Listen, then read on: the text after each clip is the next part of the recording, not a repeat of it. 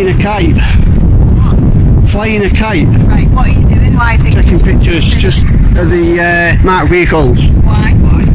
It's just like a thing I've got, photography and that. It's like what I do. Have you got permission to take pictures of the police station? Permission? Yeah. I don't need permission. You need permission to take pictures of the Don't. police station. Yes, you do. I don't. You do, I'm telling you, you do. Don't. What's it? You're taking the Well, registration plates down, like, I'm not taking registration plates down. boarding it, aren't you? I'm just doing a documentary for like YouTube and stuff. Okay.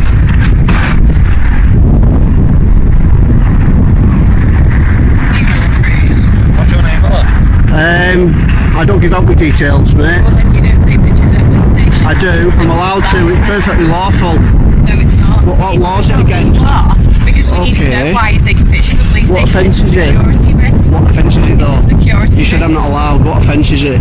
Listen to what I'm saying. All right. It's a security risk. But that's not You're against the outside law. police station taking pictures. We need to verify you and know who you I'm are. just taking. The officer immediately treats him as suspicious without asking meaningful questions. Her demand to verify him appears to be a power move rather than a lawful requirement. Official guidance has long made clear that police cannot demand ID simply because someone is filming in public. This suggests either a lack of knowledge or disregard for established rules. In either case, it reflects poorly on proper policing standards. You don't need to verify me at all. What I'm saying, we're not being quite clear. Excuse me. Do you know the law? Obviously, I know the law. Obviously, you don't. The way you're carrying on. You seriously When I'm carrying on. saying that I have to give me details. I have to tell you what I'm doing. No, I don't. It's a police station and it's a security risk. Would you like to see some documentation saying that I do not have to give my details? I don't have to give it. Excuse me, could you, on your oath and tell the truth, do I have to give my identification? I'll tell you if you answer that question. I'm not trying to be awkward, I'm trying to do things right. Trying to be awkward. You were trying to be awkward. Right, do I have to give my details? Pardon? What right thing are you doing? I'm doing some pictures and footage for a documentary I'm doing on YouTube. A documentary on the police. Obviously. Why do you need the registration to park vehicles? Who said I was getting registrations? I was taking pictures. Yeah, I'm not getting registrations, You am have to I? see them in there. So what's You get to see them on dash cams. You get to see them on Google Maps. Right, but I'm So what asking you why on you about? stand outside the police station taking pictures. Because if I want footage for a police documentary, Ask for permission to come I in. don't need permission. Do I? Pictures outside the police station. Right, we're gonna find your sergeant and find out why you think I need permission. Yes, it is. He will educate you. Police station taking pictures. He will educate because I'm allowed to. Because I'm lawfully allowed to. How do I know that? I don't know who you are. Exactly, you don't know the law, you should know that. You should know I'm lawfully allowed to take pictures. You don't need to know who I am. You're lawfully allowed. You do not need to know who I am. The officer does not defend her actions by citing any specific legislation. She fails to mention a section of law that justifies her position. Instead, she becomes defensive, which suggests uncertainty. When officers truly have lawful authority, they typically explain the exact power they are relying on. Her reaction implies she may realize she lacks a solid legal foundation. Looking at the historical context makes this clearer.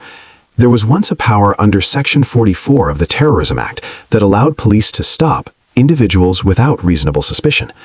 This power was widely criticized for being misused, especially against photographers. In 2010, the European Court of Human Rights struck it down in the case of Gillen and Quinton v. United Kingdom. The court ruled that it violated Article 8, the right to respect for private life. That decision significantly limited such stop-and-search powers. The ruling happened many years ago, yet the officer's behavior appears to reflect a power that no longer exists. Attempting to rely on outdated authority highlights either a misunderstanding of current law or disregard for it. The situation underscores the importance of officers understanding the legal limits of their powers. Pictures outside the police station. Right, we're gonna find your sergeant and find out why you think I need permission. Yes, it is. He will educate you. Police station taking pictures. He will educate because I'm allowed to. Because I'm lawfully allowed to. How do I know that? I don't know who you are. Exactly, you don't know the law, you should know that. You should know I'm lawfully allowed to take pictures. You don't need to know who I am. You're lawfully allowed. You do not need to know who I am. Right. What's up? The sergeant coming down, is he? So I'm not allowed to take pictures of police cars without permission. I'll film you if I want to. It's another lawful right I've got. Right, pal. I'm filming you being a fool. Comes down. Sergeant comes down. The sergeant will tell you what you do not know. Go back to school and learn the law, love. Why do I need to go back to school? They don't teach you law in school. Law school, have you ever heard of that? Smart pants. Teach you law at university. We'll go back to university. Obviously you didn't go. You should be flipping. He becomes understandably frustrated after being accused of an offense that does not exist. The officer appears to overstep her common law limits and ignore proper procedures under Pace Code A. Despite this, she portrays him as the difficult one. The situation reflects a clear reversal of reality and responsibility. Why do I need to go back to school? They don't teach you law in school. Law school, have you ever heard of that? Smart pants. Teach you law at university. We'll go back to university. Obviously you didn't go.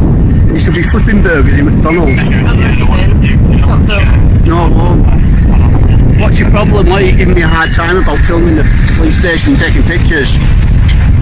Seriously? Are you like on your period or what? Eh? People like to see pictures of police cars and police stations. It's a documentary. I've got thousands and thousands of subscribers that like to watch this. For some reason they just like to watch police stations. I can't think why. Right, I'm going to carry on taking pictures like I'm allowed to do. Okay. You might learn something today.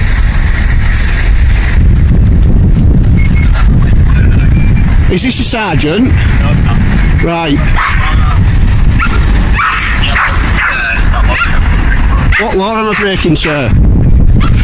Could I get your collar number and your name? What's your name, sir? That's a plan, can I? It's your policy to give me your name. I won't do it now. Go on, what's your collar number and your name, please? And your You only name? need my collar number. I don't. It's your policy, collar number, station you're based at, and your name. What's your name, please? And your name? What station are you based at? Yes, you do. You'll be retrained and you'll find that out. Are you recording at the moment? When asked for his details, the male officer provides only his shoulder number and nothing more. He withholds his name and station, offering the bare minimum required. This appears to be an example of malicious compliance. He fulfills the technical obligation to be identifiable, but avoids being fully transparent. By doing so, he makes the complaint process more difficult than it needs to be. Instead of openly identifying himself as a public servant, he creates unnecessary barriers. His behavior contrasts with his willingness to support his colleagues' questionable claims. He stands beside her while weak legal arguments about photography are presented. Yet when accountability is directed at him, he retreats into silence. This selective cooperation raises concerns about professionalism. Policing relies on transparency and public trust. Providing only minimal information, while technically compliant, undermines that trust. The interaction suggests defensiveness rather than confidence in lawful authority. It highlights how ego and frustration can replace openness and responsibility in tense encounters. It's your policy to give your name, your number and your station. What policy is that? Your code of practice, pal. Look it up sometime. Mention of your being here today. Documentary, I'm doing it for work. I've got documentation in my pocket showing that it's my job and I get paid for it. Documentation. Yeah, sure, mate. Just bear with me 1 second.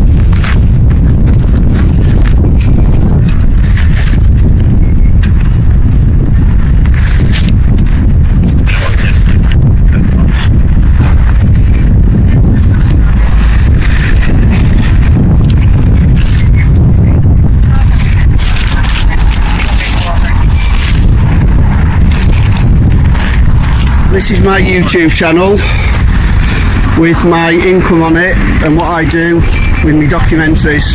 I go out and about. Is someone getting a sergeant, please?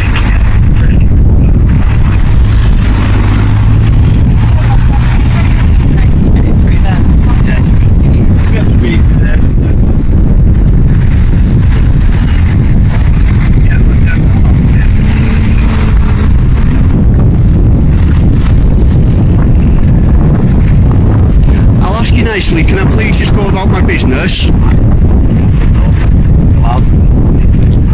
I know, that's all I want to do. I don't want to fall out with anyone over it. I just want to take some pictures and be on my way. Alright, I'm just saying, he needs... The officer is pulled aside by his colleague for a private conversation.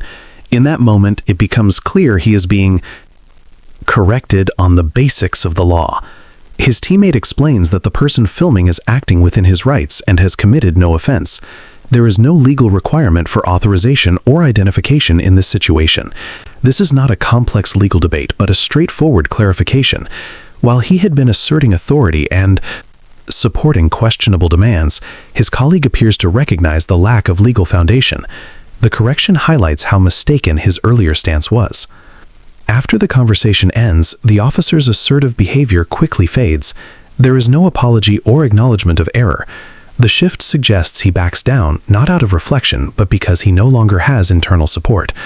The incident demonstrates how quickly a display of authority can collapse when it lacks legal backing. It also shows the importance of colleagues who are willing to intervene and correct misunderstandings before they escalate. You feel a bit silly now?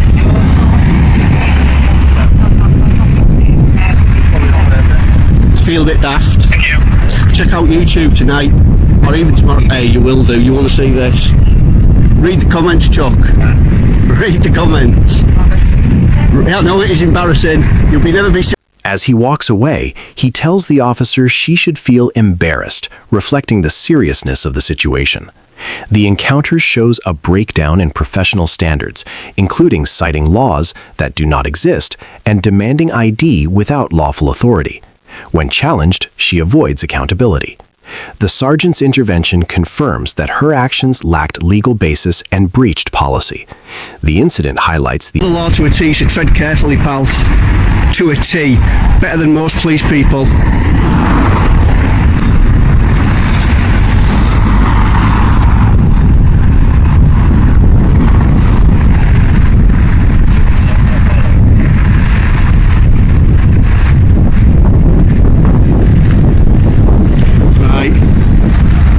If I'm not being detained, I'm going to go. Am I being detained?